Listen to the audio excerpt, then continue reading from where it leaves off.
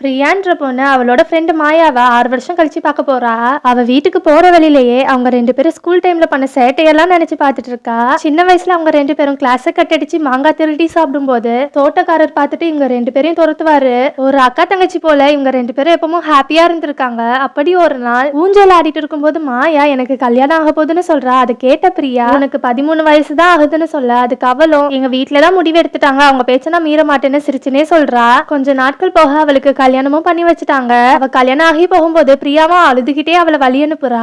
அந்நேரம் அவ கரெக்டா மாயா வீட்டுக்கு வந்து சேர்ந்துட்டா. மாயாவோட ஹஸ்பண்ட் தான் இவளுக்கு கதவு திறந்து வீட்டுள்ள அனுப்புறாரு. ஏன்னா மாயாக்கு சின்ன வயசுலயே திருமணம் ஆனதுனால பலமுறை அபார்ஷன் ஆயிட்டு உடம்பு முடியாம இருக்கா. பிரியாவோ மாயா கையத்தோட மாயா அவளை பார்த்ததும் சந்தோஷமாயிடுறா. பிரியா அவ வாங்கிட்டு வந்த மாம்பழத்தை கொடுக்க மாயா நீ திரும்ப அவர் மரத்துல இருந்து திருடிட்டியான்னு சிரிச்சுட்டே பேசும்போது இறந்து போயிடுறா. இவளுக்கு சைல்டு மேரேஜ்னாலதான் அபார்ஷன் ஆன காரணம் தெரிஞ்ச பிரியா இனிமே அந்த மாதிரி நிலைமை யாருக்கும் வரக்கூடாதுன்னு குழந்தை திருமணம் எவ்வளவு பெரிய தப்பானதுன்னு எல்லாருக்கும் புரிய வைக்க போராட்டம் பண்றா. அவ பண்ண செயல்கள்னால 55 குழந்தைகளை காப்பாத்தி இருக்கா. 5 வருஷம் போக இவளுக்கும் கல்யாணம் ஆகி ஹெல்த்தியான குழந்தை பிறக்குது.